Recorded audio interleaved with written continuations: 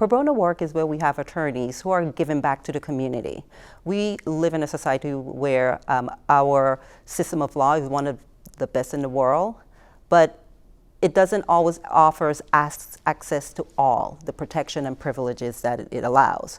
So pro bono becomes very, very important for attorneys who will be able to give back and give that same access to people who are unfortunately unable to afford it due to whatever circumstances. Prior to me joining the FAMU College of Law, I worked as a public defender for 5 years, and there I saw a lot of inequities. I then transitioned on to the Department of Children and Families, and those same inequities actually followed. So once when I became an instructor here at the FAMU College of Law, I wanted to make sure that I kind of continue to assist in those areas.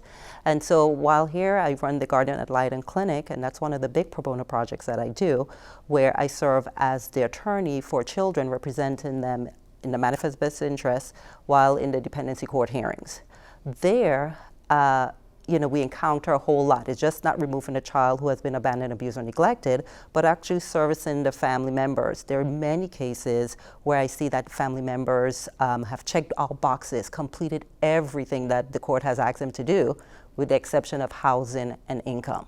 So that makes them kind of impossible for them to gain their custody of their child back, only because of financial situations.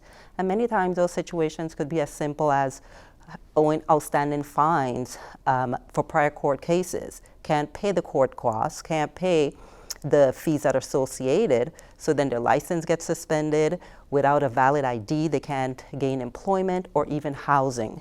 So as a guardian ad litem, I work with the problem-solving courts where we work with the family as a team.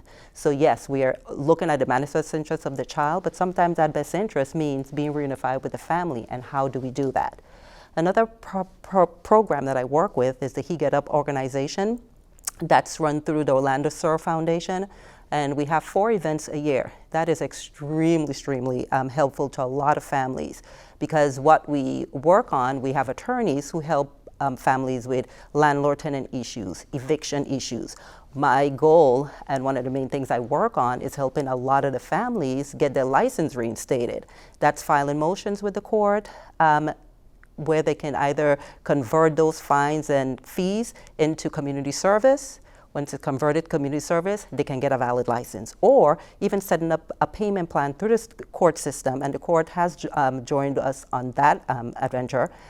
And then they're able to go and get a license temporarily reinstated so they can get housing, so they can get jobs, and be able to get their families back together. So all students coming through are part of those projects that I mentioned. I run the Guardian Ad Litem Clinic, so I have students who are going to me to court. They're working with the families, they're interviewing the children, the parents, educational needs, medical needs, you name it. Also, whenever we have those events throughout the year, those 4 events with He Get Up, the students are also, those in the legal clinic, are also with us, the interns are with us, serving those same clients and parents.